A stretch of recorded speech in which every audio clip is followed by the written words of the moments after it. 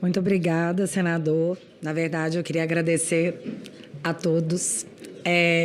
Todos mesmo, eu não vou citar nome de ninguém, para não correr o risco de ficar aqui falando nomes e cometer a audácia de esquecer o nome de alguém que todos aqui presentes me representam só pelo fato de estarem aqui, de darem essa oportunidade para o povo falar na casa do povo, porque o povo fora dessa casa não está tendo essa oportunidade. Bom dia a todos os brasileiros que estão nas ruas. Eu queria primeiro lembrá-los, porque eu não posso falar sobre isso no meu canal, mas todos nós estamos vendo todos vocês. E o que eu posso fazer, se é que eu posso falar isso aqui, espero que sim. O problema é na hora que eu sair daqui, né? Eu espero que vocês tenham força. É o que eu desejo a todos vocês, que são tempos difíceis, mas nos tempos difíceis que se criam homens fortes. E é o que nós estamos nos tornando, pessoas fortes. Obrigada. Para quem não me conhece, eu gostaria de me apresentar. Meu nome é Bárbara, eu tenho 36 anos, sou mãe de 2 filhos lindos, esposa de um marido incrível, filha da melhor mãe do mundo, mas foi com meu pai que eu aprendi a gostar de política. E por gostar de política, eu comecei a acompanhar todos vocês. E não é de hoje. Eu queria comentar um acontecimento, como eu sou uma pessoa curiosa, que fica de olho nos senhores. Eu acompanho essa Casa do Povo, querendo dizer que me sinto representada, mas isso seria uma mentira, e eu não vou mentir para mim mesma, não por todos, mas num contexto geral. Eu quero abrir aspas para uma fala que foi dita nessa casa em 2016. Ontem a senadora Gleisi chegou ao cúmulo de dizer aqui, para todo o país, que o Senado Federal não tinha moral para julgar presidente da República. E ao ser interrompido por outra senadora, ele continuou: eu não quero tacar fogo, eu quero dizer que isso não pode acontecer. Como uma senadora pode fazer uma declaração dessas? Exatamente uma senadora que há 30 dias o presidente do Senado Federal conseguiu no Supremo Tribunal Federal desfazer o seu indiciamento e de seu esposo, que havia sido feito pela Polícia Federal. Renan Calheiros fez essa declaração, fecha aspas, e o Renan Calheiros fez essa declaração na frente de um ministro da Suprema Corte. Eu nunca entendi como que essa fala nunca foi investigada, como essa acusação que foi feita aqui nunca foi investigada. Mas é interessante como algumas coisas triviais são de interesse para a investigação. Eu sou investigada em diversos inquéritos. Um deles, o primeiro deles, aberto em 2019 para apurar fake news cometidas contra ministros da Suprema Corte. Eu não vou entrar nem no mérito do quanto isso é inconstitucional, porque é básico. Mas a prova que foi oferecida a nós, acusados, e eu prefiro dizer que somos vítimas desse inquérito, porque é o que somos, foi o apenso 70. Nesse apenso 70, havia um organograma. Nesse organograma tinha uma prova de crime. A prova do crime, no meu caso, era que eu seguia algumas pessoas nas redes sociais, para ser mais exata, no Twitter. Eu não estou falando isso em tom de drama. A prova do crime era que a gente se seguia nas redes sociais. Isso foi apresentado dentro de um inquérito, aberto de ofício, sem a presença do Ministério Público e aceito como prova. Nós tivemos aqui o Fábio Weingarten, nós temos aqui o deputado Marcel expondo provas imensas. E eles falam, não tem provas, não temos provas sobre isso. Mas se seguir no Twitter é a prova de uma organização criminosa. Isso está nos autos que foram disponibilizados. Eu não posso dizer mais porque eu não sei realmente o que tem mais, já que em pleno 2022, nossos advogados estão há mais de 2 anos tentando acesso a esse inquérito e não conseguem. Esse inquérito inconstitucional foi tornado constitucional pela Suprema Corte para perseguir desafetos políticos, mas eu acredito que eles deram esse nome inquérito das fake news para tentar dar um ar de legalidade, o que nem por si só se convence, já que fake news não é um crime tipificado no Brasil. E não existe crime sem uma lei que antes o preceda. Então, ele é inconstitucional do início ao fim. Porém, nós não paramos no inquérito das fake news. O inquérito das fake news, que abrangeu deputados e senadores, e aqui eu gostaria muito de mencionar o senador Harold de Oliveira, que faleceu. Ele foi uma vítima desse inquérito. E onde estavam os congressistas eleitos pelo povo? Onde estavam os congressistas quando um senador, um senhor, vou falar do Gilberto Gil, né? Que, oh, meu Deus, vocês ofenderam um senhor, como podem? A lei ofendeu um senhor, senador, pares de vossas excelências. E o que vocês fizeram? O que vocês fizeram quando foi o Daniel Silveira? Quando foi a deputada Carla Zambelli? Quando foi o Felipe Barros? Eu não vou ficar aqui citando todo mundo.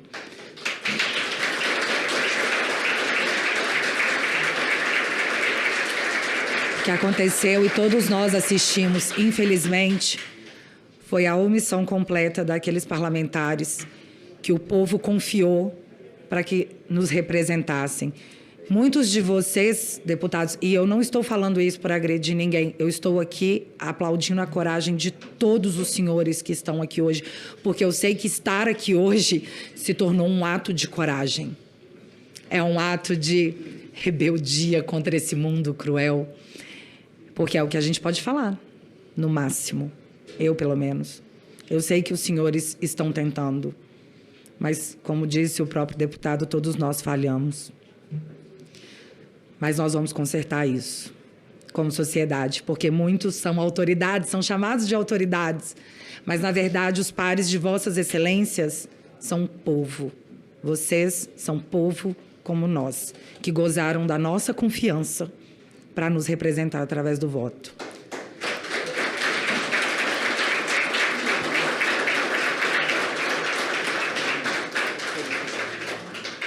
Pois bem, a gente falou do inquérito das fake news, esse foi o primeiro, eu gosto de chamar ele de pai.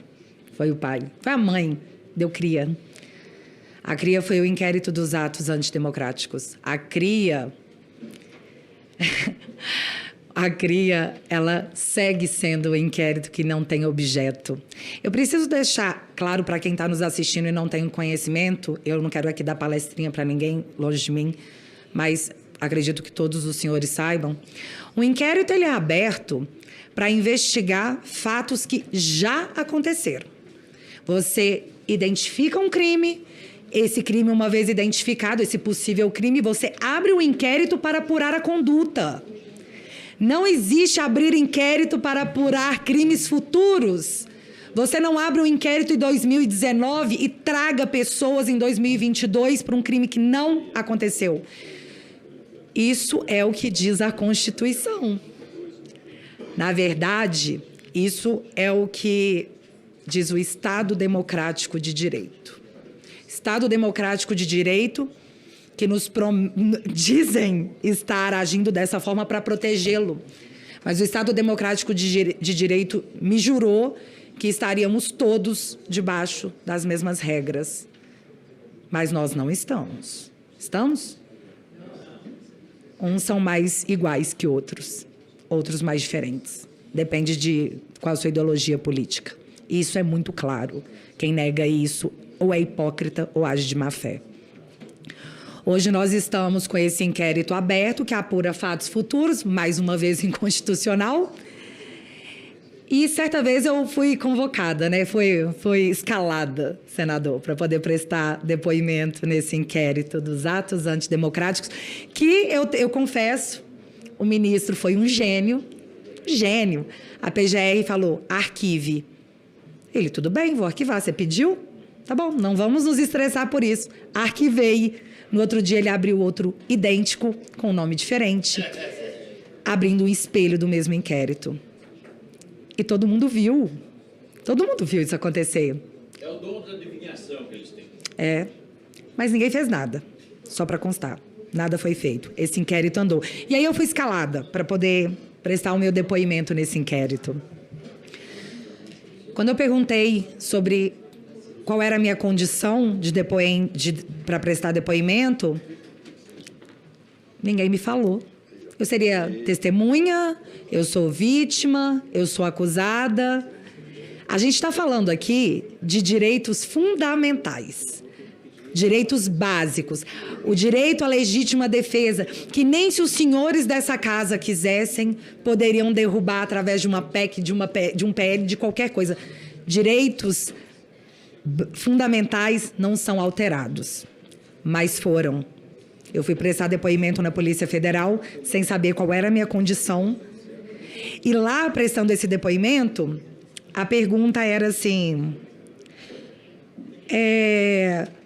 como é que é a reunião de pauta com a sua equipe?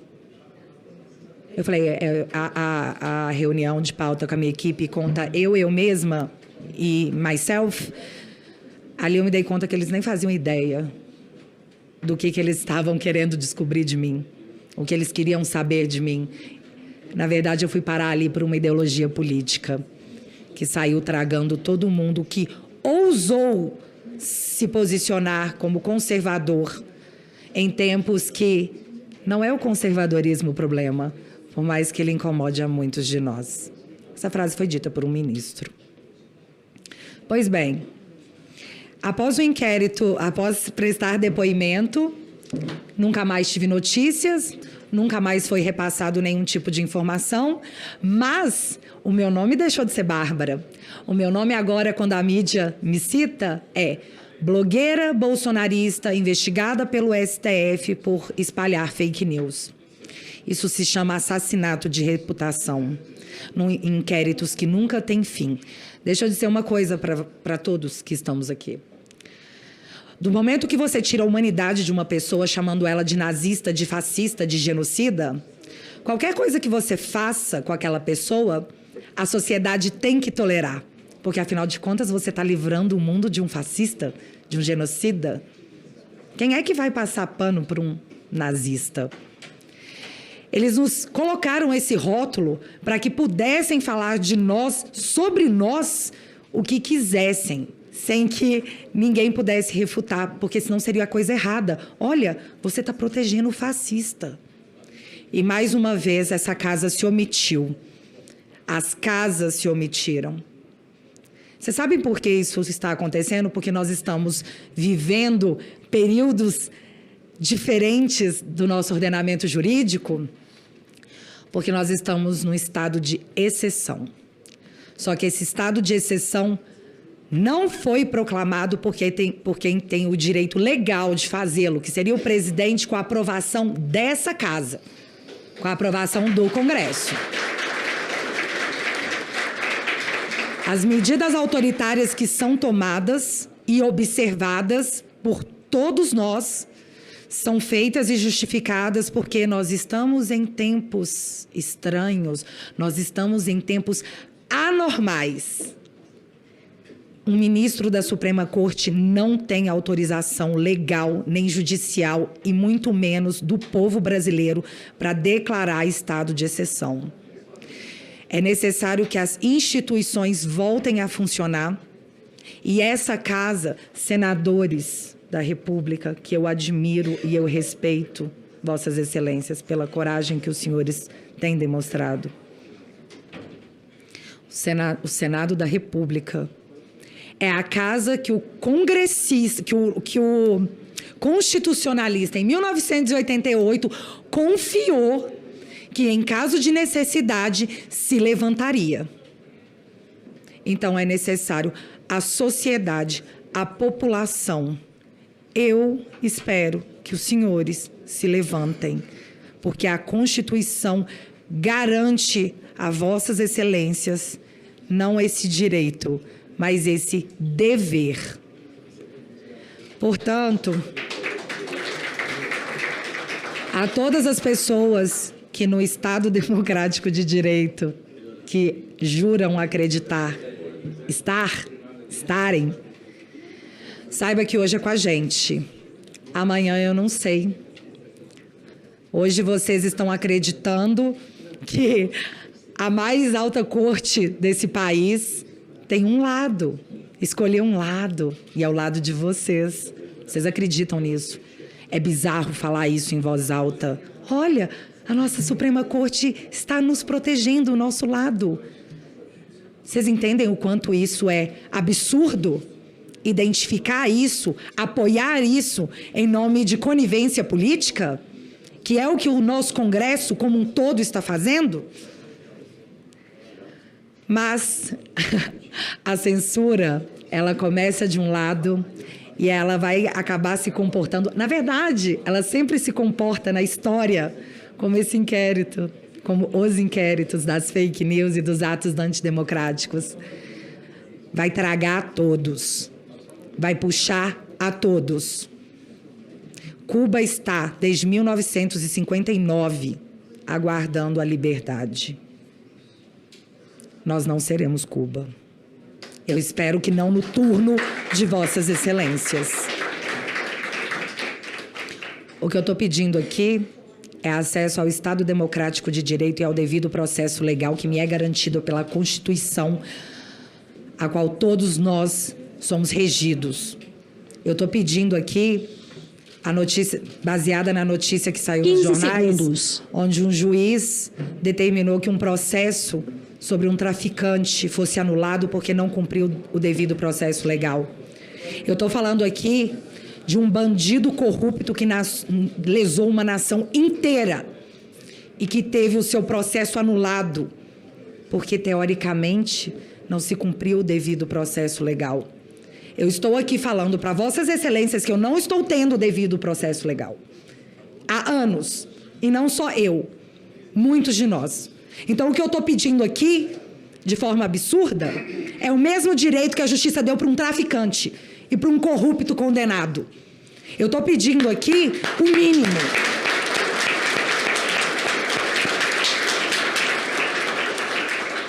Eu sei que soa ridículo falar em voz alta, mas eu só estou pedindo o mínimo. Então, por favor, Senado, por favor, Congresso, parlamentares, socorro. Socorro. Por todas as pessoas que estão na rua, como foi bem dito, elas não sabem mais para quem pedir ou o que pedir. Elas estão desesperadas porque não confiam mais nos representantes que elas elegeram.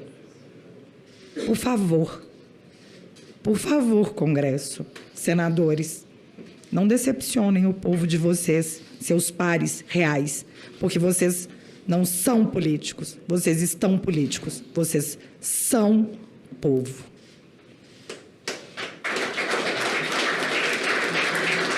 Parabéns pela coragem de todos que estão e estiveram aqui, que pegaram essa luta. A todos os meus amigos que eu estou vendo censurados pela democracia, que não deveria, porque ela é proibida pela Constituição.